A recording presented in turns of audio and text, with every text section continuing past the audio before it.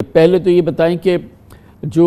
وہ کیمپ ہے جہاں پہ مسلم لیگ نون صلاح مشورہ کر رہی ہے، جس کو آج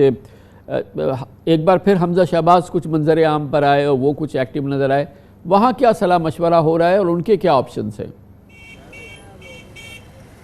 کامران خان صاحب، آج اپوزیشن لیڈر حمزہ شہباز شریف کی زیر صدارت پارلیمانی بڑے مخصوص سے نمائندے بلائے گئے تھے جو کہ ان کے ممبران اسمبلی ہیں، ان کی زیر صدارت اجلاس ہوا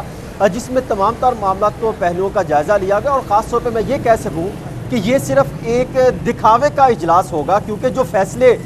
پنجاب میں اپوزیشن سے متعلق لینے ہیں وہ تو اسلام آباد میں آج بھی ایک اعلیٰ سطح کا اجلاس ہوا جس کی سربراہی شہباز شریف نے کی تھی۔ اصل فیصلے تو وہاں پر لیے گئے تھے۔ جو آج یہاں پر اجلاس لیا گیا اس میں آئینی، قانونی اور دیگر پہلوؤں کا جائزہ لیا گیا، اور 4 چیزیں جو وفاق سے ان کو ہدایت ملی تھی اس کے مطابق بتایا گیا کہ جو ہم نے وفاق نے بھی اس نقطوں پر غور کیا اور آج ہم بھی اس نقطوں پر غور کریں گے۔ اس میں پہلا جو معاملہ سامنے رکھا گیا وہ یہ تھا کہ ریویو پٹیشن جو کہ وزیر اعلیٰ پنجاب کا فیصلہ آیا تھا، جس پر وزیر اعلیٰ پنجاب چودھری پرویز لائی نے اوتھ لیا تھا، وہ یہ کہتے ہیں اس کے والے سے ہم نے ریویو پٹیشن دائر کر رکھی ہے، اس کے والے سے ہم کوشش کریں گے کہ وہ جتنی جلدی ہو سکے وہ سپریم کورٹ آف پاکستان میں